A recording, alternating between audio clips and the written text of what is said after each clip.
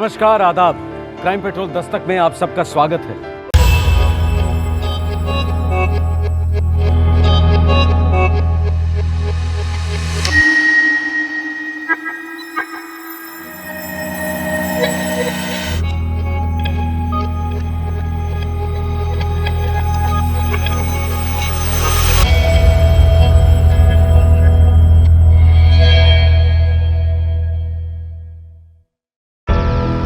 बचपन और यौवन के कगार के बीच खड़ी टीनेज लड़कियों की बहुत बड़ी विडंबना होती है, और वो है पुरुष की नजर और बिहेवियर को ठीक से समझना। स्नेह, दोस्ती और वासना के बीच अंतर भांपने में बहुत कंफ्यूजन होता है, समय लगता है। अब कोल्ड ड्रिंक का ही उदाहरण लीजिए। वैसे एक सिंपल सा ऑफर जान पड़ता है, पर क्या पता मासूमियत के प्याले में वैश्यत का जहर घुला हो, बकरी के रूप में सामने भेड़िया खड़ा हो। भेड़िए का बहलाना फुसलाना एक दस्तक है कि वो बहुत जल्द झपटने वाला है। जिस लड़की ने ये दस्तक सुनी वो बच गई, और जिसने नहीं सुनी, 16 दिसंबर 2010, नई दिल्ली।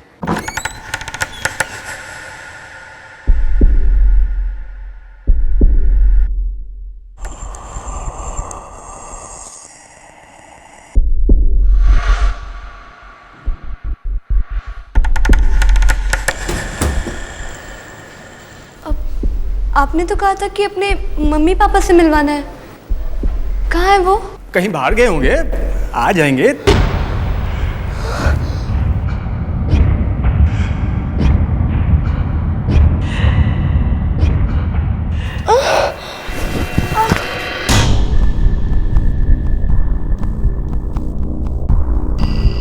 सोलह वर्षीय दिशा को इस बात की भनक तक नहीं थी कि वो इस जाल में खुद चलकर आई थी। नई दिल्ली के उत्तम नगर की रहने वाली दिशा के पिता फौज में हवलदार थे।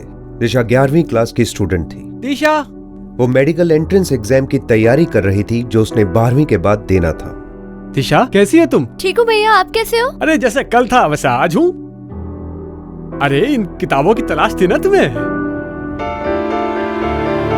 अरे वाह, मेडिकल की books. Thank you so much भैया। ओए चुप कर, थैंक्स की बच्ची। थैंक यू सो मच भैया। तू डॉक्टर बनेगी तो सारे मोहल्ले का फायदा होगा। हाँ, मन लगाकर पढ़ियो, समझी? जरूर भैया, मैं पूरी कोशिश करूंगी। जय दिशा के परिवार से परिचित था। उसका प्रॉपर्टी का बिजनेस था और ऑफिस दिशा के घर के बगल में ही था। मम्मी मैं जा रही हूँ, मुझे कोचिंग क्लास के लिए बहुत लेट हो रहा है। कहीं नहीं जाओगी तुम दिशा, गरम गरम खाना तैयार है, पहले खाना खा लो। और अगर तुम्हें देरी हो रही है तो रोहित छोड़ आएगा ना तुम्हें, वो पहुंचा देगा। ओहो, मेरी डॉक्टरनी बिटिया लौट आई स्कूल से। पापा, आपसे कितनी बार कहा है मुझे डॉक्टर नहीं मत बुलाया करिए, जब बन जाऊंगी तब करिएगा। अरे पापा, हमारी छोटिया का डॉक्टर ना भी बन पाई ना, कंपाउंडर जरूर बन जाएगी। रियली? हाँ। तो बेट लगाएंगे रोहित भैया? जब मैं डॉक्टर बनूंगी तब आप कंपाउंडर बनेंगे मेरे। डन कर दे? बच्चों 2:45 बज गए, बाकी बहस सफर करते करते कर लेना, ठीक है? दिशा, फौजी की बेटी हो, कहीं लेट नहीं पहुंचते। Yes papa.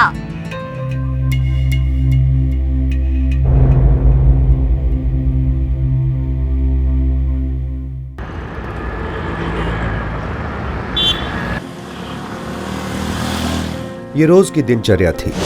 ठीक 3 बजे रोहित दिशा को जनकपुरी में उसके क्लासेस तक ड्रॉप करता था। चल, ठीक 7 बजे पहुंच जाऊंगा तुझे लेने। वो तो आप रोज ही आते हो भैया। हाँ हाँ, फिर भी बता रहा हूँ, अकेले से कहीं मत निकल जाना।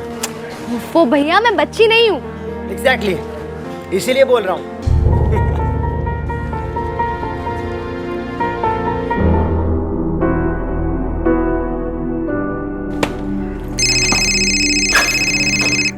हाँ दिशा बोल। भैया, आज हमारी रुस्तम सर वाली क्लास कैंसिल हो गई है, तो मैं 6 बजे तक फ्री हो जाऊंगी। अरे कोई बात नहीं, मैं 6 बजे पहुंच जाऊंगा।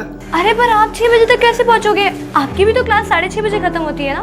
अरे बंक मार दूंगा यार, बस तो तैयार रहना, ठीक है? 6 बजे। बिल्कुल नहीं, मैं प्राची और अदिति के साथ आ जाऊंगी। लेकिन मुझे घर पहुंचती फोन जरूर करना, समझी? यस मिस्टर कंपाउंडर, जैसा आपका ऑर्डर। ठीक है भैया, बाय। आज तो वो गया यार, की मेरी बैंड बज गई पूरी तरह से।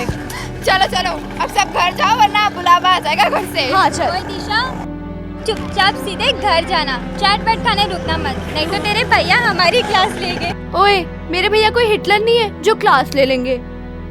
अब चलो जाओ, कल मिलते हैं।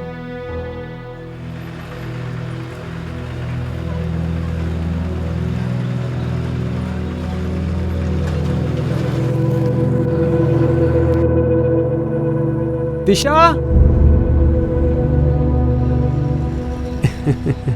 कहाँ जा रही हो? घर जा रही थी भैया। रोहित कहाँ है? वो आज मेरी क्लास जल्दी खत्म हो गई थी ना, इसलिए। ओके, चल चल चल चल, आजा, मैं ड्रॉप कर देता हूँ, आजा। अरे नहीं भैया, आप तो इस तरफ जा रहे हैं ना, आपको उल्टा पड़ेगा, मैं चली जाऊंगी। एक चीज होती यू टर्न, सुना तो होगा।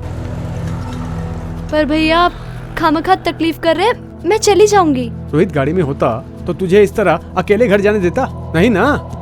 चुपचाप बैठ जाओ। डॉक्टर दिशा बैठो। चल चल, बैठ बैठ बैठ।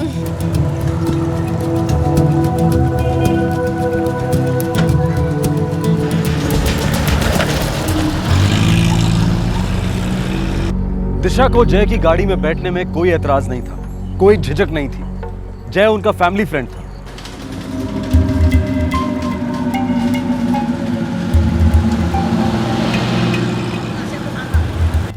अरे जय भैया, हम अपनी कॉलोनी तो पास कर चुके हैं। जरा मेरे घर आते हैं, फिर ड्रॉप करता हूँ। हाँ? पर क्यों भैया? अरे वो मेरे पेरेंट्स से तुम्हें मिलवाना था। क्यों जय भैया? बस हमारे एरिया के होने वाली डॉक्टर से मिलना चाहते हैं। पर वो क्या है ना, घर में मम्मी पापा रोहित भैया सब मेरा वेट कर रहे होंगे। दिशा 2 मिनट की तो बात है, मम्मी पापा से मिल लेना, फिर वहां से तुरंत यू टर्न समझती हो ना? जय से लगभग रोज मुलाकात होती थी दिशा की, सालों की पहचान थी। जय पर शक करना दिशा का जहन कबूल ही नहीं कर पा रहा था। तू यहीं बैठ दिशा, मैं पापा के दवाइयाँ ले आता हूँ, ठीक है?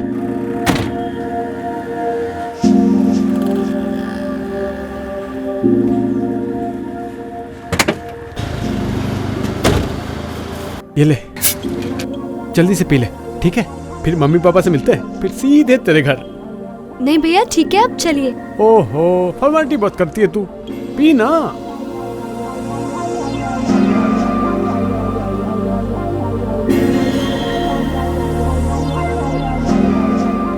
दिशा ने कहा कि उसे प्यास नहीं लगी है, लेकिन फिर भी जय ने उसे कोल्ड ड्रिंक ऑफर की। पर दिशा इस वार्निंग साइन, इस दस्तक को पकड़ नहीं पाई।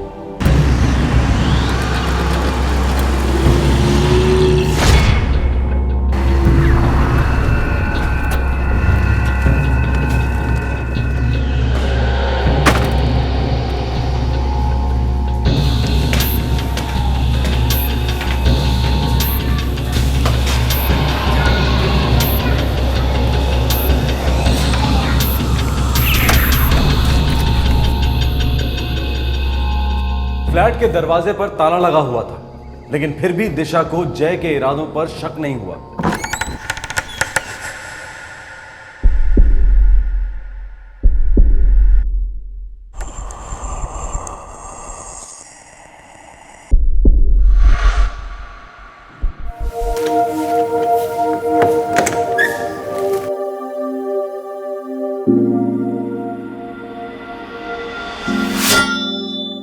जय भैया, आपने तो कहा था कि अपने मम्मी पापा से मिलवाना है, कहाँ है वो? कहीं बाहर गए होंगे, आ जाएंगे, तू अंदर तो चल। पर आपने तो कहा था कि 2 मिनट में ही हो जाएगा। बस 2 मिनट में ही हो जाएगा जाने मन। ये क्या बकवास?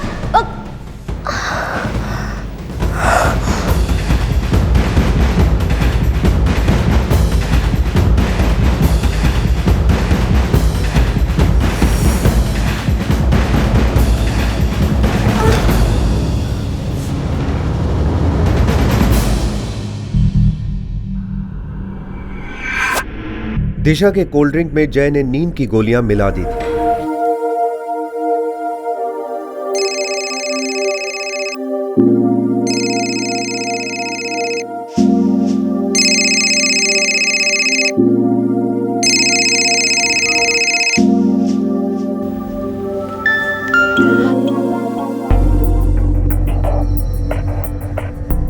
आपके द्वारा डायल किया गया नंबर पहले मेरा फोन काटा और अब स्विच ऑफ कर दिया पापा। रोहित, तूने उसे अकेले आने को दिया? आई एम सॉरी पापा, मुझसे बहुत बड़ी गलती हो गई।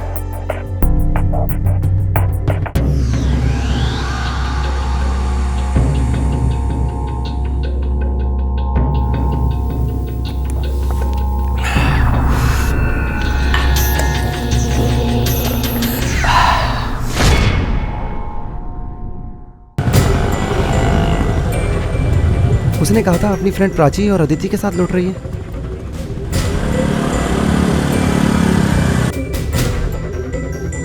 हाँ भैया, वो हमारे साथ ही लौटी थी। विकासपुरी तिराहे पर हम हमारे रास्ते गए और वो अपने। अच्छा, वो किसी से बात कर रही थी क्या, या किसी ने उसे रोका और लिफ्ट दी क्या? नहीं पता भैया, हम तो बस वहाँ से चले गए। फिर क्या हुआ मुझे कुछ नहीं पता। जनकपुरी, विकासपुरी, उत्तम नगर, इन इलाकों का चप्पा चप्पा छान मारा गया। रोहित और दिशा के पिता ने कोई कसर नहीं छोड़ी। सभी सहेलियां, जान पहचान के लोग, सभी से पूछताछ की गई। सभी का एक ही जवाब था, हमने दिशा को नहीं देखा।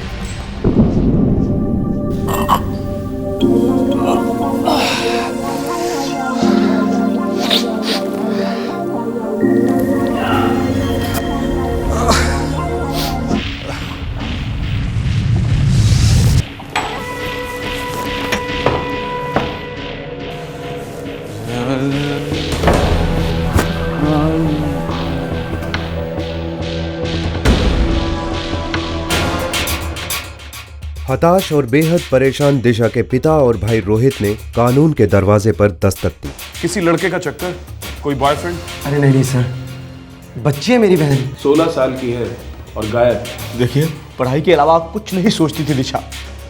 कुछ गलत जरूर हुआ है उसके साथ इंस्पेक्टर साहब। लास्ट टाइम कब बात हुई? शाम 5 बजे उसने अपनी क्लास से फोन किया था, लेकिन जब आने में बहुत लेट हो गया तो मैंने कोशिश की उसको फोन करने की, लेकिन पहले उसका फोन काटा गया सर और बाद में वो हो गया।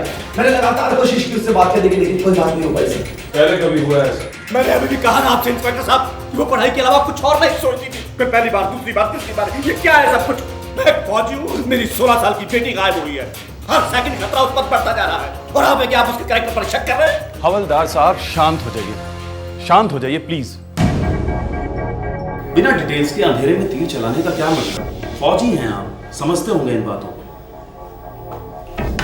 आखिरी बार कहाँ थी? विकासपुरी तिराहा सर, अपनी फ्रेंड्स के साथ, और उसी तिराहे से वो लोग अलग अलग हुए थे सर। सारी जानकारी बारीकी से नोट करने के बाद पुलिस तुरंत इस केस में कूद पड़ी। सिंह, बच्ची का फोन सर्विलेंस पर डाल दो, लोकेशन ट्रैक करो, double up. Yes sir.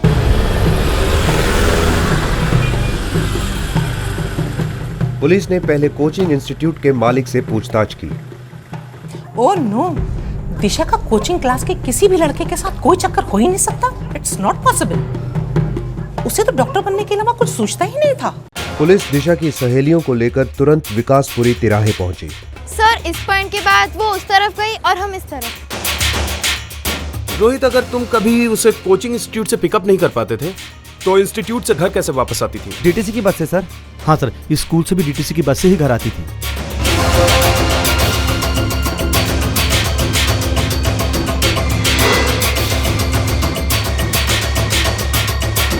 Vikaspuri तिराहे के पास फुटपाथ पर सोए लोगों से पुलिस ने पूछताछ की। इस लड़की को देखा है? इसी तिराहे से गायब हुई है शाम 6 के आसपास।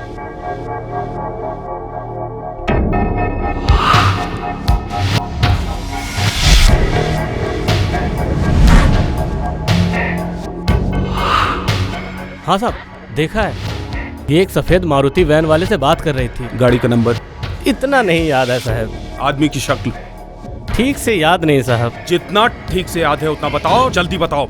ऐसा जवान था, हट्टा कट्टा था। अपनी मर्जी से गई या वो जबरदस्ती लेके गया? अरे साहब, कोई जबरदस्ती लेके जाता तो क्या हम चुपचाप ऐसे बैठे रहते? देखा, खुद बात कर रही थी, अपनी मर्जी से गाड़ी में बैठी। मतलब गाड़ी किसी जानने वाली की ही है। अब बोलिए, कोई जान पहचान वाला है? सफेद मारुति वैन वाला। सर, लड़की का सेलफोन लास्ट द्वारका इलाके में एक्टिवेट था सर। उसके बाद से उसका फोन स्विच ऑफ है सर।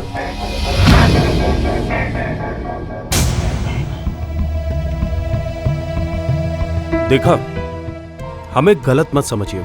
बच्चों से गलतियां हो जाती हैं। नाजुक उम्र है, डर गई होगी, सुबह तक फोन कर लेगी। चिंता मत कीजिए, आ जाएगी वापस।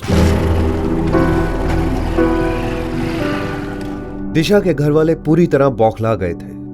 उनकी दिशा किसी के साथ रात भर बाहर, यह सोचना भी उनके लिए नामुमकिन था। आखिरकार कौन था वो शख्स जिसके साथ वो अपनी मर्जी से गई थी? रोहित और उसके पिता ने कभी सपने में भी नहीं सोचा होगा कि दिशा को गायब करने वाला शख्स उनका काफी करीबी था।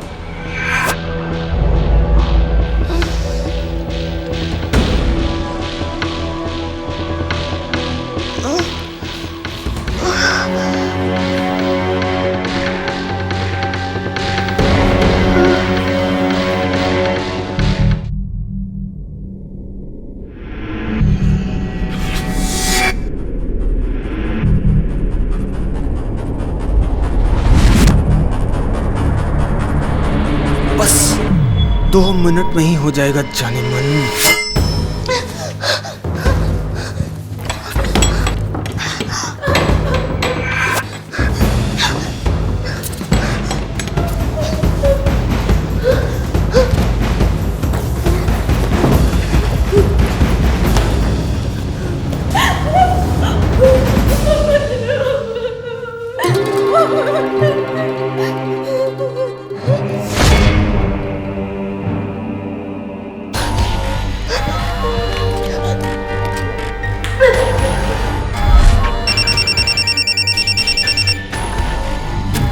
हेलो भैया भैया भैया मुझे बचा लीजिए भैया। छोटी तू कहाँ है? मुझे नहीं पता, मुझे ले जाओ भैया, मुझे ले जाओ। देख छोटी, तू घबरा मत, मैं पहुंच जाऊंगा थोड़ी देर में। भैया भैया छोटी बेटा तू कहाँ है? छोटी दिशा। सूरज निकल आया, पर अंधेरा ज्यों का त्यों था। दिशा की कोई खबर नहीं थी, एक सुराग तक नहीं, कुछ नहीं। आपके द्वारा डायल किया गया नंबर फिलहाल स्विच्ड ऑफ है। सर, वो सेल नंबर द्वारका इलाके का ही था। क्या हुआ सिंह साहब? सेल नंबर द्वारका का था। सेल टावर मार्केट एरिया में है सर, लेकिन सेल फोन की एग्जैक्ट लोकेशन पता नहीं चल पा रही है सर। किसके नाम का नंबर है ये कोई जय यादव। जय यादव? जय यादव कौन है ये जय यादव? प्रॉपर्टी डीलर है सर, मैं उसे अच्छी तरह जानता हूँ सर। हम सब उसे अच्छी तरह से जानते हैं, लेकिन छोटी उसके साथ क्यों गई होगी और कहाँ गई होगी सर?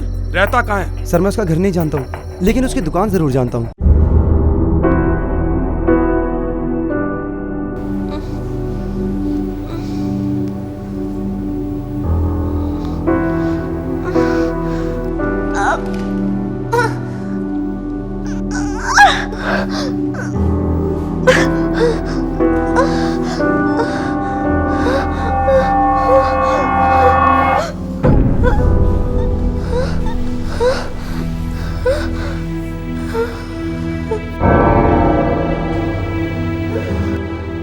तालों को घूरने से ये खुल नहीं जाएंगे जानमान।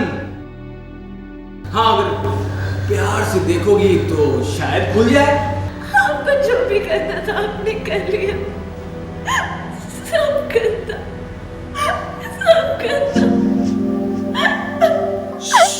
चल छुट्टी। इतना एंजॉय किया। हाँ? प्लीज मुझे घर जाने दीजिए। अरे जाने की बात कर रही है?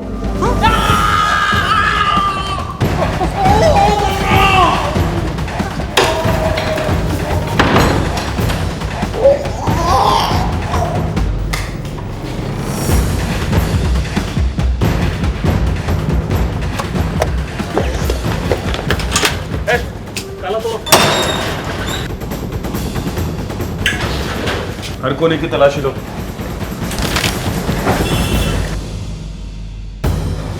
दिशा, दरवाजा खोल। दिशा, दरवाजा खोल।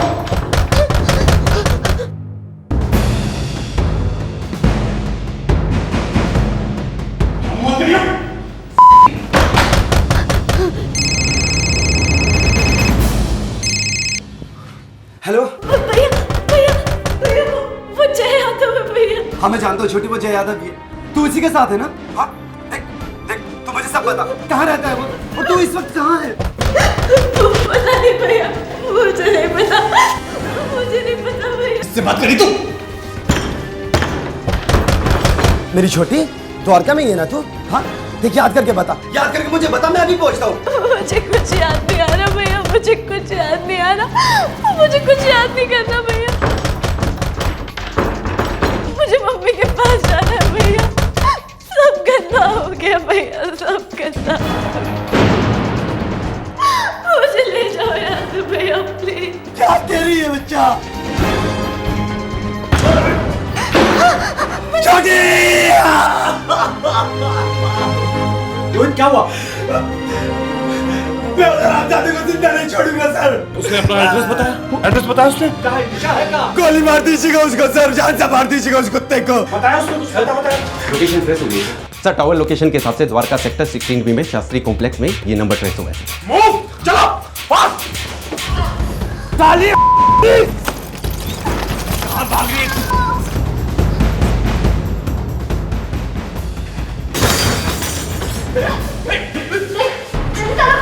ड्रामा मत कर, पीछे रख। लास्ट टाइम बोल रही हूँ, पहले ताला खोल। देख देख पीछे रख, तू पीछे रख। नहीं रखूंगी, पहले ताला खोल। ठीक है।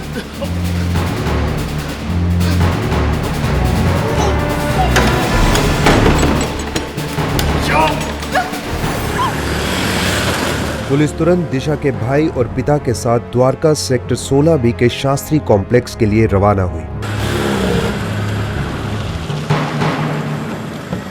सर, इस बिल्डिंग के वॉचमैन ने बताया कि रात एक आदमी आया था मारुति वैन में और उसके साथ एक लड़की थी और वो इसी बिल्डिंग के 1353 नंबर रूम में रहते हैं।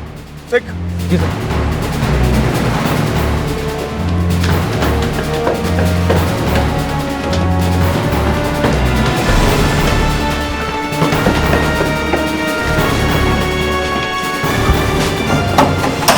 तोड़ दो ताला।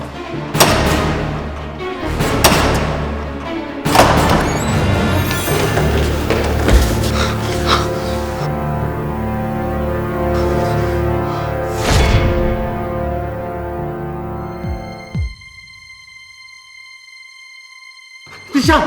दिशा! दिशा! दिशा! ओहो, मेरी डॉक्टरली बिटिया लौट आई स्कूल से। पापा, आपसे कितनी बार कहा मुझे डॉक्टर नहीं मत बुलाया करिए, चाहे बेचान नहीं करते हैं। देख छोटी, देख भैया है। ठीक 7 बजे पहुंच जाऊंगा तो चलेंगे, अकेले कहीं मत निकल जाना। मैं तुझसे कुछ कभी नहीं मांगूंगा, तू उठ जा मत। जी नहीं सर, मैंने कोई भी चीखने चिल्लाने की आवाज नहीं सुनी, न कुछ सुना न देखा। इस जय यादव को कितनी अच्छी तरह से जानते हैं आप लोग? जी, एक नंबर का छिछोरा है, बदमाश है। कहने को तो प्रॉपर्टी दलाल है, लेकिन हर दूसरे रोज एक नई लड़की को लाता है यहाँ। हमने सोसाइटी के सेक्रेटरी को कितनी बार बताया कि ऐसे किराएदार मत रखा करो। ओह, तो ये इसका फ्लैट नहीं है? अरे नहीं, ये तो सिर्फ अपनी अय्याशी के लिए इस्तेमाल करता है। उसका घर तो सुना है हस्तसाल में कहीं।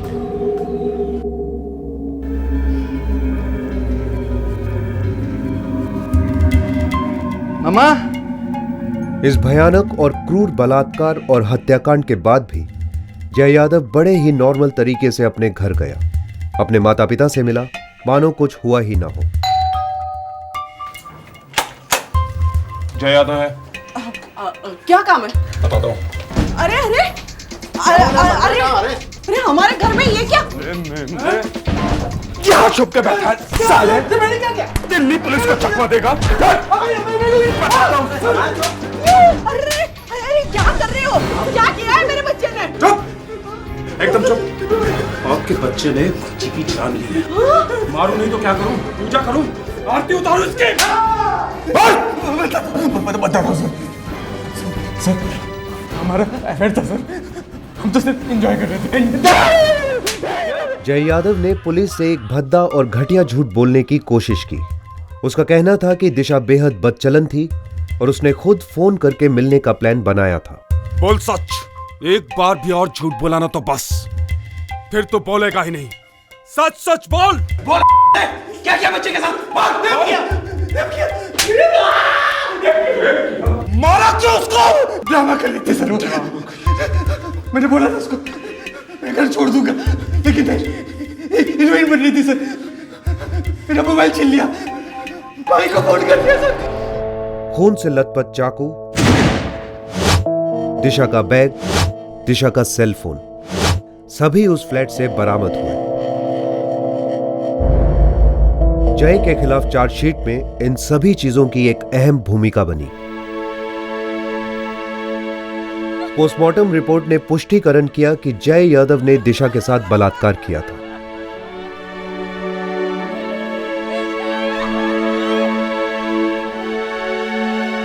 रोहित को यह बात जिंदगी भर कुरेदती रहेगी कि उस शाम को उसे अपनी छोटी बहन को अकेले घर नहीं लौटने देना चाहिए था।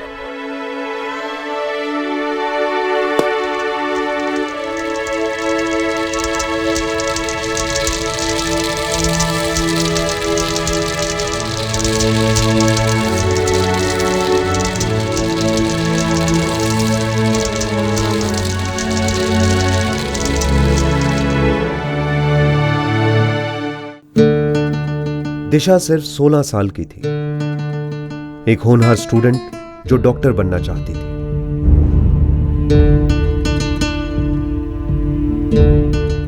आंकड़े बताते हैं कि 3/4 से ज्यादा रेप केसेस में अपराधी पहचान वाला होता है, अक्सर करीब का रिश्ता होता है।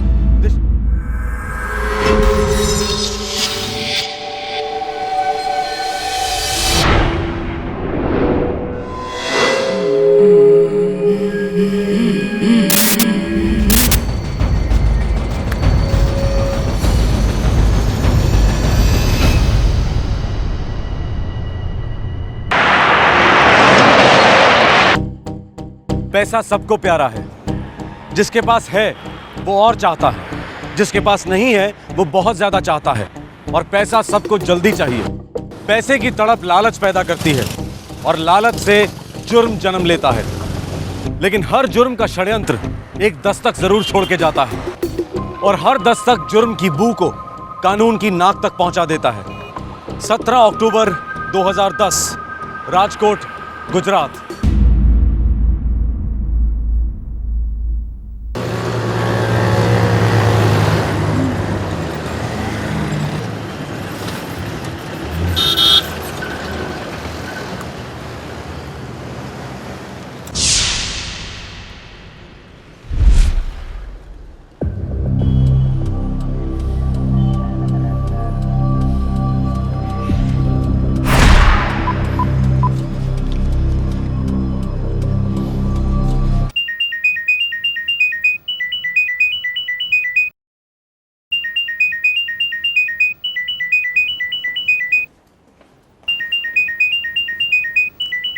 अरे संदीप नो છે। हेलो संदीप, क्या છે बेटा तू? बापूजी मैं प्रभु काका के घर जा रहा हूँ। अरे अचानक से? अचानक नहीं बापूजी, थोड़ा काम है। अरे लेकिन बोल के तो जाना चाहिए था, हम अचानक निकली गयो तू। सॉरी बापूजी, थोड़ी अर्जेंट बात थी ना, એટલે वो जल्दी जल्दी मैं निकल गया तो बताना ही भूल गया। अच्छा बापूजी, गीता से कहना कि मैं कल सुबह ही वापस लौटूंगा। बेटा गाड़ी में तुम अकेले हो या तुम्हारे साथ और कोई है? हाँ, एक आदमी है मेरे साथ में, उसकी बाइक खराब हो गई है ना, इसलिए उसे पेट्रोल पंप तक लिफ्ट दे रहा हूँ बापूजी। अच्छा अच्छा, ठीक है ठीक है। देखो, प्रभु काका के घर पहुंचने के बाद में तुरंत फोन करना। जी जी बापूजी, हूँ फोन करीश। जय श्री कृष्ण। जय श्री कृष्ण।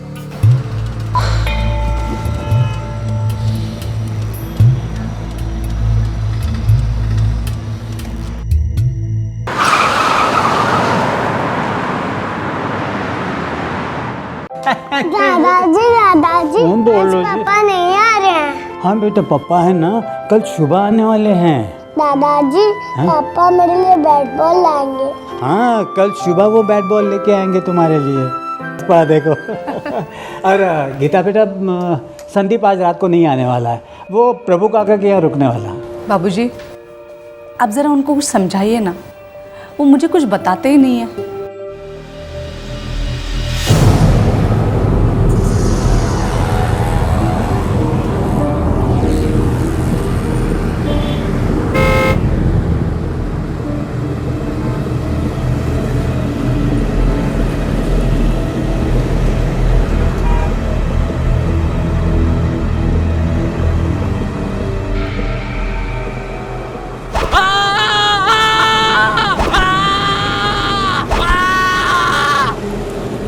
अपने पिता से फोन पर बात करने के ठीक आधे घंटे के बाद संदीप पारेख का मर्डर हुआ। Cold blooded murder. इस जुर्म को रोशनी में आते आते काफी रात हो चुकी थी। राजकोट पुलिस देर रात को अपनी रेगुलर पेट्रोलिंग कर रही थी। तभी उन्हें एक कार हाईवे के किनारे संदिग्ध हालत में दिखाई दी।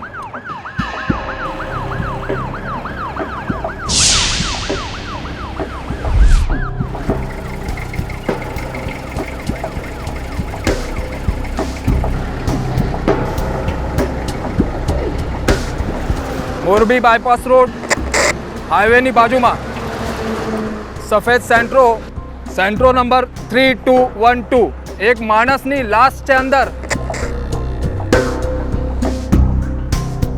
सर संदीप परीख नाम है। पता नीलकंठ सोसाइटी भक्ति नगर। फैमिली को इन्फॉर्म करो। जी सर। सर बॉडी के पास मोबाइल भी नहीं है। कार में झड़प के निशान है और खून का हथियार कार में ही है। सर ये रहा हथियार।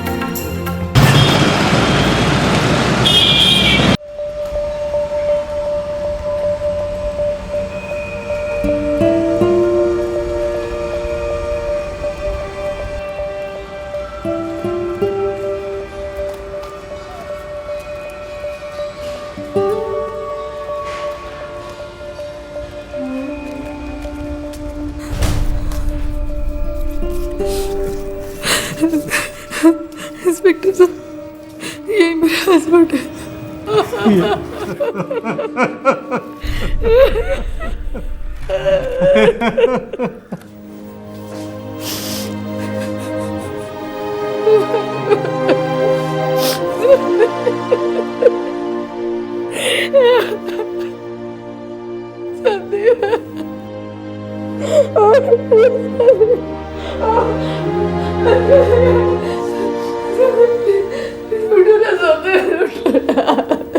मोरबी बाईपास रोड पर हमें बॉडी मिली है।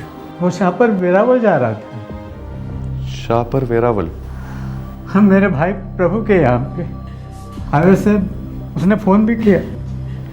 कितने बजे की बात होगी सर? ये शाम के 6-6:30 बजे की बात है। हाईवे पर कहाँ से फ़ोन किया था? गोंडल बाईपास रोड से।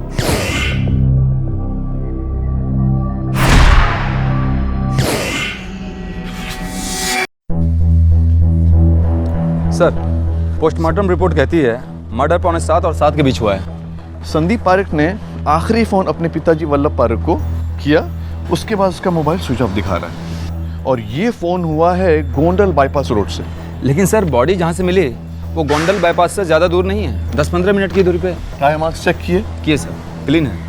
घात लगाकर कोई बैठा नहीं था। तो इसका मतलब ये हुआ कि खूनी गाड़ी में ही बैठा था। Right sir. और एक बात यह है कि ये गाड़ी कई बार कई जगह से ठुकी है।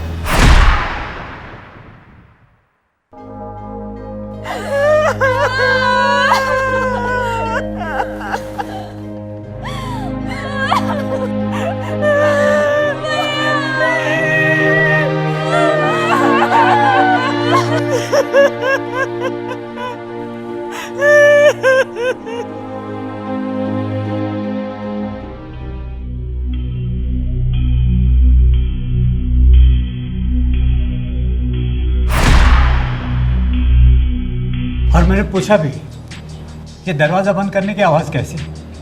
गाड़ी में दूसरा कोई है? तो फिर क्या कहा संदीप ने? उसने कहा कि किसी की मोटरसाइकिल ख़राब हो गई है तो उस आदमी को लिफ्ट दे रहा है। कहाँ तक लिफ्ट देने वाला था वो? ये पेट्रोल पंप तक। इस गाड़ी का इससे पहले कभी एक्सीडेंट हुआ है? एक बार नहीं, 2 बार हुआ।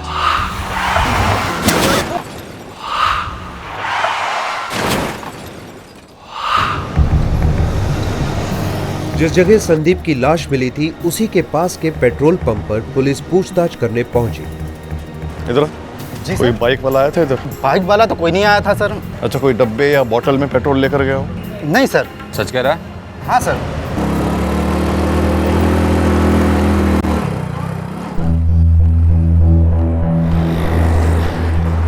सर आगे पीछे 3 मील तक देखा, कोई भी बाइक कोई भी स्कूटर नहीं मिला।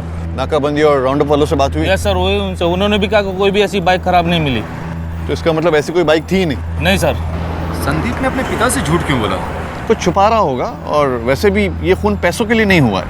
हाँ सर, वल्लभ पारिक ने भी कहा कि उस वक्त उसके पास कुछ खास पैसे नहीं थे और खूनी गाड़ी लेकर भी नहीं भागा है। मतलब कोई पुरानी दुश्मनी होगी। शायद काम करो, संदीप और उसकी फैमिली का पूरा बैकग्राउंड चेक करो। Yes sir. चिट्ठा खोल डालो।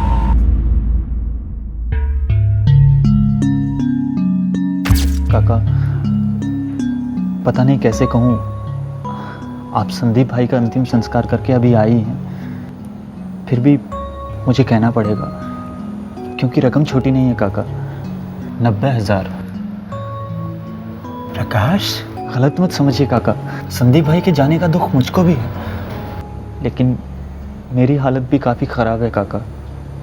संदीप भाई ने कहा था कि हफ्ते भर में रिटर्न करेगा, लिख कर भी दिया था काका।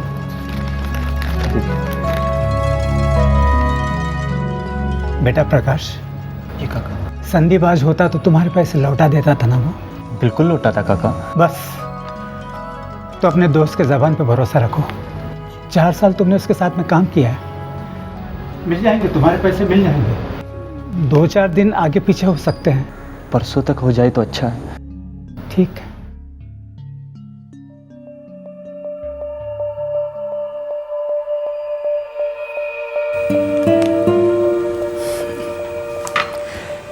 धंधे में कोई किसी का नहीं होता।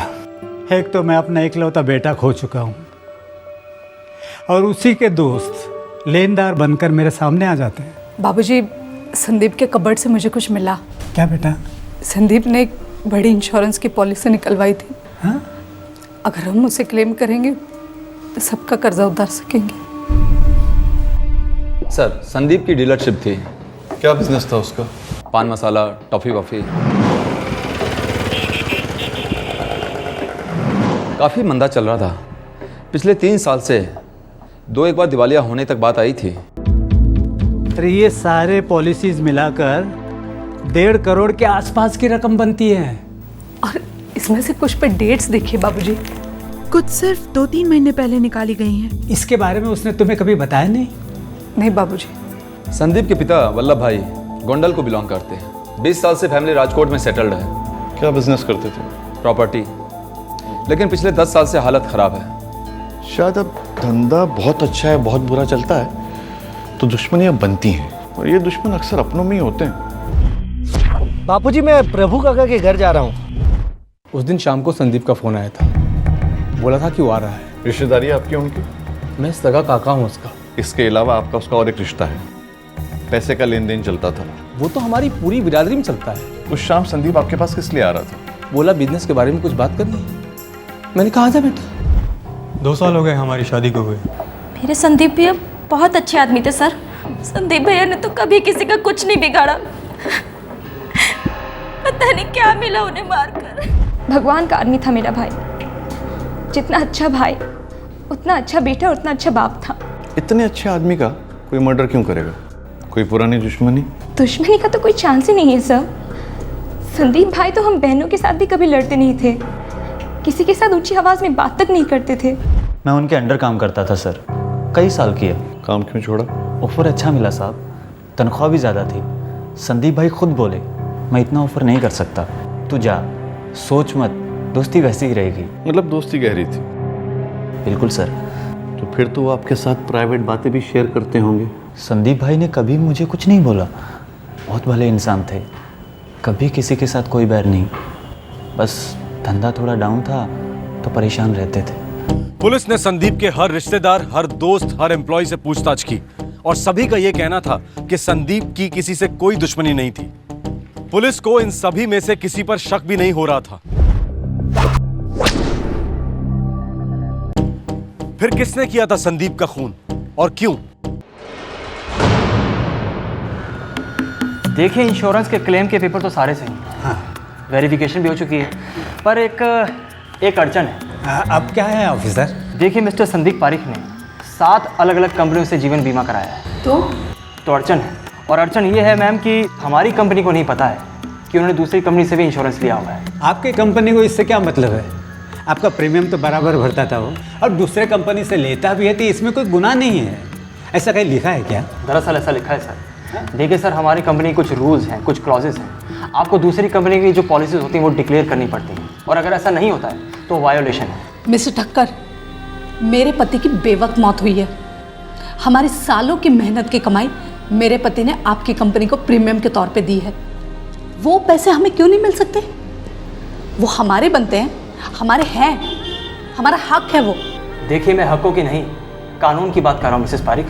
और आपके पति ने जो किया है उसे फ्रॉड भी कहा जा सकता है। ए चुप सर, लेकिन एक शब्द भी बोलो मत। मैं अब तुम्हें और तुम्हारी कंपनी को कोर्ट ले जाऊंगा। देखिए वल्लभ भाई, जब भी कोई जीवन बीमा पॉलिसी निकालते हैं ना, तो वो कंपनी दूसरी कंपनीज की पॉलिसीज के बारे में मालूमात चाहती हैं। अरे तो होते नहीं क्या किसी के पास 2-4 कंपनी की पॉलिसियाँ? होती क्यों नहीं है, मेरी खुद की 3 है। फिर देखिए, मैंने हर कंपनी को डिक्लेयर किया है क्योंकि ये रूल है, और संदीप ने डिक्लेयर नहीं किया था। अरे तो डिक्लेयर नहीं करने से क्या होता है? साथ की साथ कंपनियां कोर्ट में उतरेंगी, बोलेगी कि देखिए जी, रूल्स को तोड़ा गया है, हम पैसा नहीं देंगे। और सच कहूँ तो ये उनका हक बनता है। और हमारा कोई हक नहीं बनता। 1.5 करोड़ का सवाल है, हम कोर्ट में लड़ेंगे।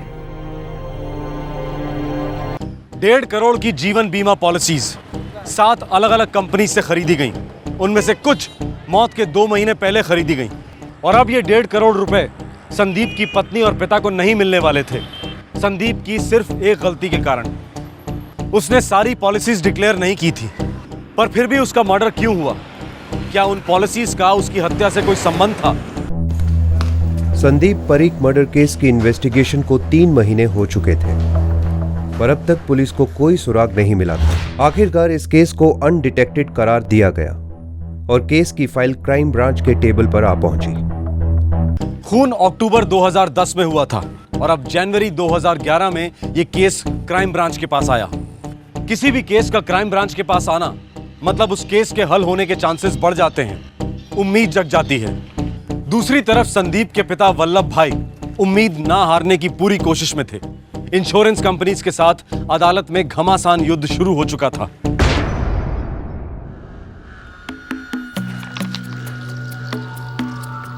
मर्डर तो हुआ है दिलीप, लेकिन कारण का अंदेशा नहीं मिल रहा है। सर, कोई खास कारण नहीं होगा, बस लूट का केस होगा जो मर्डर में बदल गया। लूटिंग तो हुई नहीं और मर्डर हो गया। सिर्फ एक मोबाइल फ़ोन गायब है, यहाँ तक कि कातिल अपना हथियार भी पीछे छोड़ गया है। ये लूटिंग का केस नहीं है दिलीप, मुझे तो एक बहुत बड़े षड्यंत्र की बू आ रही है। ये रिपोर्ट देखो दिलीप, ये आदमी का एक नहीं 2-2 बार एक्सीडेंट हुआ है, मौत से 1 हफ्ता पहले। सर, बड़ी अजीब बात है, एक ही हफ्ते में 2 एक्सीडेंट्स। अजीब बात तो है, ये आदमी अपनी मौत के साथ आंख मचोली खेल रहा था। कुछ तो है। तो वल्लभ भाई कोर्ट गए? जी। इंश्योरेंस का केस है, राइट? जी हाँ। 1 करोड़ 50 लाख का इंश्योरेंस, जी, जिसमें से 1 करोड़ 25 लाख की पॉलिसी मर्डर के 2 महीने पहले ली गई थी। लेकिन हमें बाद में पता चला। कोई तो होगा जिसको इंश्योरेंस के बारे में पता होगा। मेरे कहने का मतलब ये है कि किसी को कोई फायदा हो उसमें? नहीं, और कोई नहीं है, हमें को सारे पैसे मिलेंगे। केस जीत जाएंगे आप? पूरा कॉन्फिडेंस है? बिल्कुल, हमारा हक बनता है वो। आपको मालूम है कि संदीप काफी लोगों का कर्जदार था? हर एक का 1-1 रुपया चुका दूंगा, बस इंश्योरेंस का एक बार क्लेम मिल जाए। कौन कौन है ये लोग, जरा नाम लिख के देंगे? लीजिए।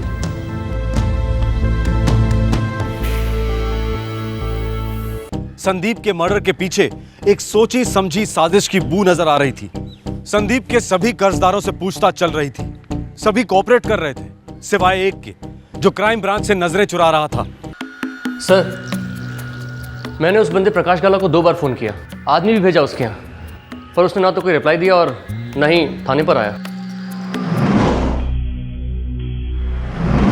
सर, संदीप ने प्रकाश गाला को यह खुद लिखित में दिया था। आज 9 अक्टूबर 2010 को मैंने प्रकाश गाला से 90,000 रुपये कैश उधार लिए हैं। 1 हफ्ते में यानी कि 16 अक्टूबर तक मैं ये पैसे प्रकाश गाला को लौटा दूंगा। अगर इस दौरान मुझे कुछ भी होता है तो प्रकाश गाला ये रकम मेरे पिता वल्लभ पारिक से बरामद कर सकते हैं। अगर इस दौरान मुझे कुछ होता है, संदीप ने ऐसा क्यों लिखा? सर, मुझे तो ये कोई जाल लगता है। जाल है और ये चिट्ठी भी जाली है।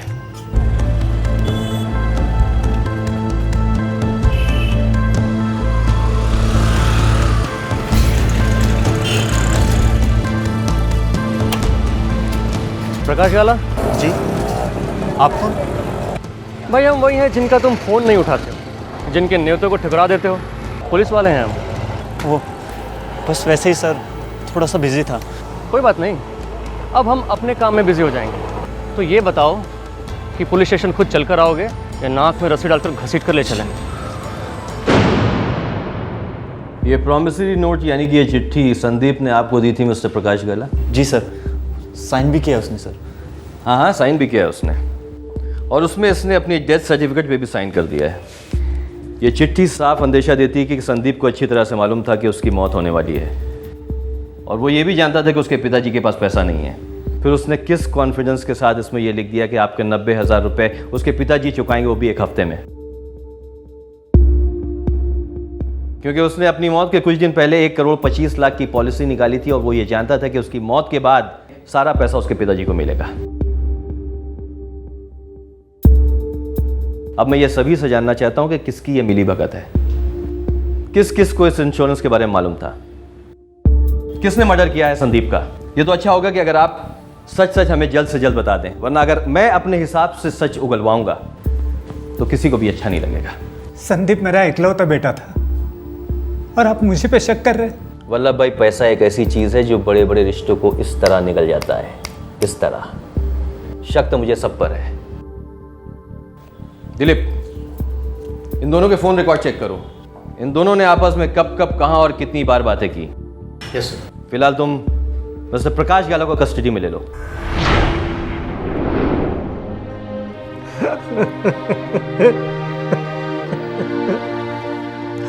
मेरा इकलौता बेटा मुझसे छीन गया है और ये लोग मुझे पे शक कर रहे हैं। अरे मुझे कैसे पता होता उसके इंश्योरेंस के पॉलिसी के बारे में।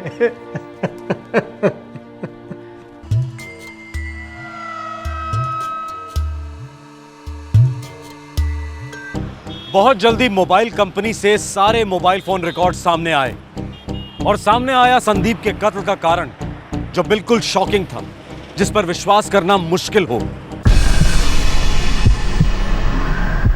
प्रकाश गाला झूठ बोल रहा है, लेके आओ उसे। 17 अक्टूबर की शाम को तुम्हारे सेल फोन का लोकेशन था गोंडल बाईपास, वक्त 6:30 बजे। उसी शाम को संदीप अपने प्रभु काका को मिलने निकला था, गोंडल बाईपास होते हुए।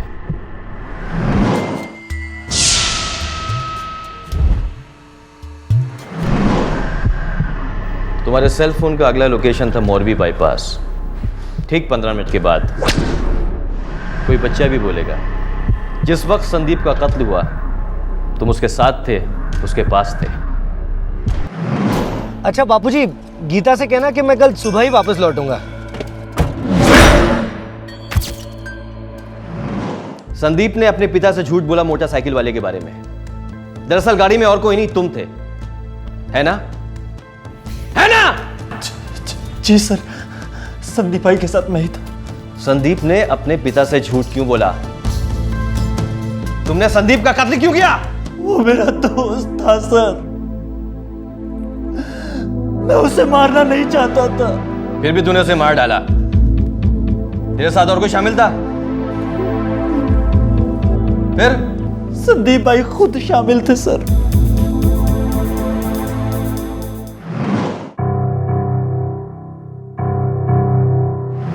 संदीप भाई खुद को मरवाना चाहते थे सर। वो अपनी फैमिली को सड़क पर नहीं देखना चाहते थे सर।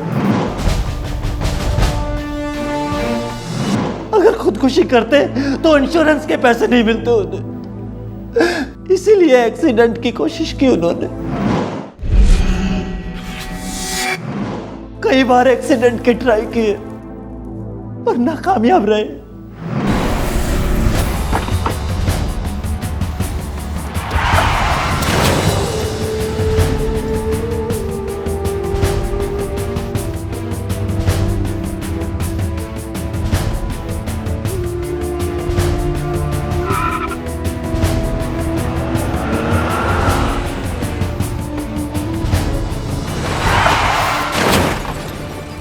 पूरे हफ्ते संदीप भाई ने हाईवे पर एक्सीडेंट करके खुद को मारने की कोशिश की।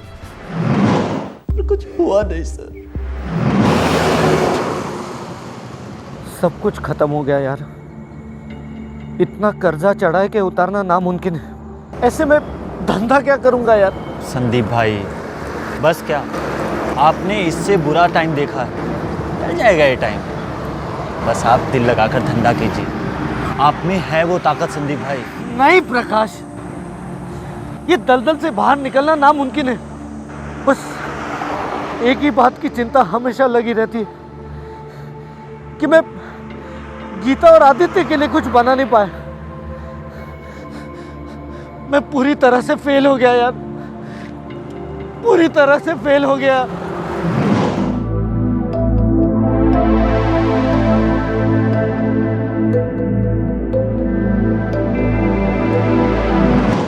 मैंने 1.25 करोड़ की नई इंश्योरेंस पॉलिसीज निकाली है, कुल मिलाकर कुछ 1.5 करोड़ मिलेगा। क्यों बात करो छो भाई, आप जिंदा 100 करोड़ के बराबर हो। सारे कर्जे उतर जाएंगे, माँ बापूजी, गीता, आदित्य सब सुखी रहेंगे। आपके बिना कोई सुखी नहीं रहेगा संदीप भाई। और ये आप उल्टी सीधी बात मत कीजिए। प्रकाश, तू मेरा दोस्त है ना? ये पूछने की बात है क्या भाई? तो बस पूछूंगा नहीं, मैं तुमसे बोलूंगा और तुम वो करोगे। क्या भाई? तुम मेरे परिवार को बचाओगे। अरे भाई, भाभी, आदित्य, बाबूजी, बा के लिए मैं कुछ भी करूंगा भाई। देख, मेरी मौत ही उनकी जिंदगी है। प्लीज मेरे दोस्त, मुझे मेरी मौत तक ले जा। बचा ले मेरे परिवार को प्रकाश, बचा ले मेरे परिवार को प्रकाश, बचा ले मेरे परिवार को यार, मेरे परिवार को बचा ले, मेरे परिवार को बचा ले। मैं जो भी हूँ सिर्फ उनके कारण हूँ। बहुत मदद की मेरी, जिंदगी बनाई थी उन्होंने मेरी, और वो मेरे सामने रो रो कर मदद मांग रहे थे सर।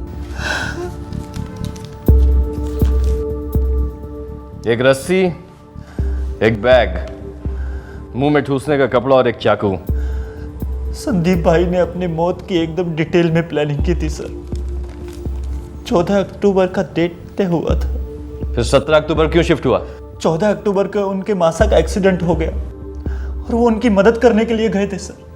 और फिर 17 अक्टूबर को तुमने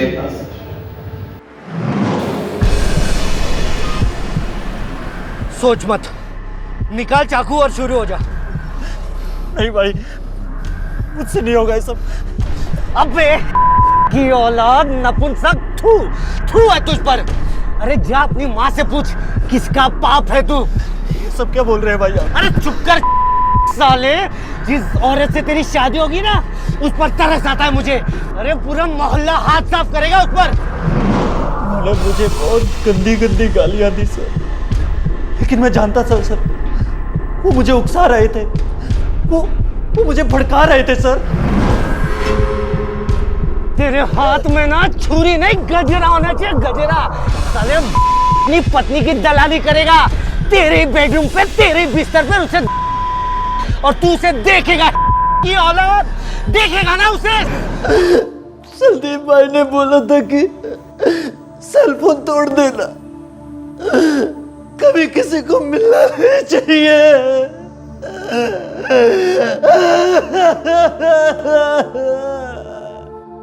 प्रकाश गाला से बरामद हुई दोनों चिट्ठियों को हैंडराइटिंग टेस्टिंग के लिए भेजा गया है।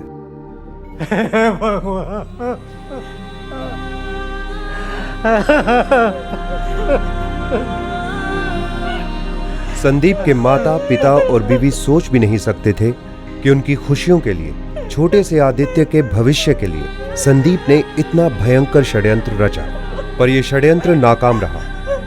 अदालत ने इंश्योरेंस कंपनियों के पक्ष में फैसला सुनाया। संदीप परीख के परिवार को इंश्योरेंस का एक पैसा तक नहीं मिला। संदीप पर षड्यंत्र का प्रति आरोप लगाया गया। जीवन बीमा कंपनियों को धोखा देने के षड्यंत्र में अपने दोस्त की मदद करने निकले प्रकाश गाला के जीवन पर अब सवालिया निशान है। आखिरकार उसने हत्या की है, जिसके लिए उसे उम्र कैद हो सकती है। प्रकाश गाला को होने वाले जुर्म की दस्तक मिली थी जब संदीप ने उसके सामने एक वाहियात और खतरनाक प्रस्ताव रखा था। अगर वो उसी वक्त इस दस्तक को सीरियसली लेता और वल्लभ भाई या पुलिस को बताता तो ये जुर्म होता ही नहीं। पर दस्तक सुनने की बजाय प्रकाश गाला खुद मुजरिम बन गया, और वो भी हत्या जैसे संगीन जुर्म का। फिर मिलेंगे। जय हिंद। इस तरह के और भी एपिसोड देखने के लिए हमारे चैनल को सब्सक्राइब करें और बेल आइकन दबाना ना भूलें।